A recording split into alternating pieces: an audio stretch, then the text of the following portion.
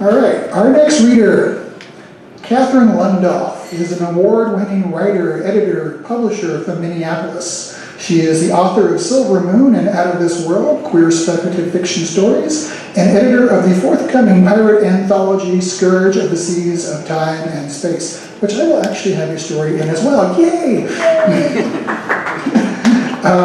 She also, as well as a number of short stories in different genres. She is also the publisher of Queen of Swords Press, a genre fiction publisher specializing in fiction from out of this world, and she writes erotica and erotic romance as Emily Byrne. You can visit Catherine's website at catherinelundoff.net. Come on.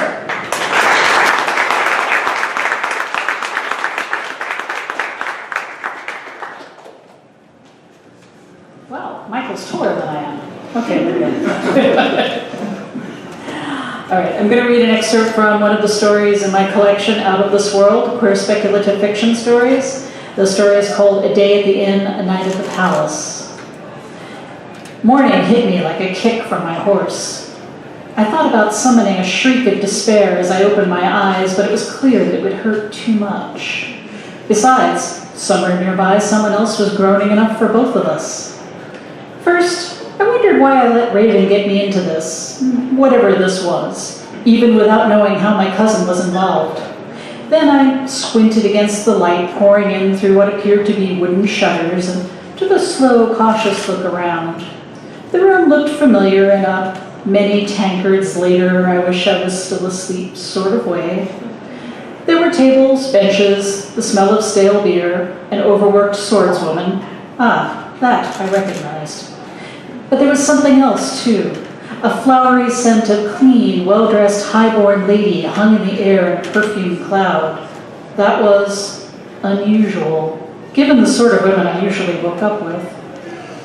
All the more so as my foggy mind recognized the room that I was lying in. High-born ladies did not come to an inn like the Sodden Rat, and that in itself was most wise of them. I widened my squint and looked around. Raven was nowhere to be seen. But on my sword arm side, buried amidst a mound of pink silk, I could see another familiar face. What in the seven hells was Her Highness Princess Miyaki Tansera doing here? We had had a brief audience with Her Highness 2 nights ago. She had summoned us to a secret meeting to discuss the possibility of her assuming her father's throne upon his death. There was one minor inconvenience, that being the older brother who stood between her and said throne. And that was the problem we were supposed to correct on her behalf. We turned the job down, with Raven severing his most flowery and careful phrasing. It wasn't so much that we loved the idea of spendthrift, drunken, and cruel Prince Harali on the throne, as it was that we didn't think Miyaki could succeed in seizing her father's throne. She lacks the requisite force of mind to slaughter her family and hold the throne once the deed was done, Raven had said thoughtfully when we were out of earshot, though I admire her enthusiasm. I agreed, with some regret. I was curious to see what would happen. But I had no great longing for turning assassin. Raven and I were mercenaries, soldiers, occasionally thieves out of necessity, but that was the limit of our skills. In any case, meddling in the affairs of the Sunborn generally caused one to wind up dead sooner rather than later, and I had no desire to see the ladies' caves before my time either. And yet, here she was again. Only this time we were lying on the floor of the main room of the Rat, and I had no memory of how either of us had gotten there, or where Raven was. I dragged myself on my hands and knees and crawled over to her. "Your Highness," I began carefully, "Your Highness, are you all right?" One amber eye opened and gazed at me with a startling amount of recognition. It was oddly flattering. Normally women noticed Raven and not me, at least at first. "Highness," she croaked, "nice to see you giving me the respect I deserve, little cousin." "Cousin?" I sat up and stared down at her.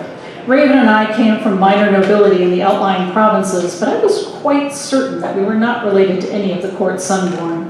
Perhaps it was some sort of affectionate term? Or a joke? I wish Raven was here. He was so much better with delirious women than I was.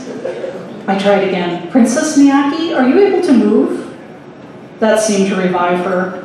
Both amber eyes shot open and she sat up straight. an expression of pure horror twisting her pretty face. Her beringed fingers went to her round breasts, then swept downward over the lush curve of her hips beneath the silk of her dress. Something about that exploration seemed unexpected. "Seven hells! What's happened to me?" She stared at me wild-eyed. "I'm not sure, Highness. I'm as surprised as you are to find myself here at your side." I pulled myself slowly to my feet. "I don't suppose you know where my cousin Raven is?" "Where I am? I'm right in front of you!" This was worse than I thought. Princess Miyaki's quest for the throne had led to madness. Very sudden madness. Now what was I supposed to do? I was a fighter, not a nursemaid. "Perhaps I could fetch you some ale, Princess. Help you to sit up?" And I'll stop there. Thank you.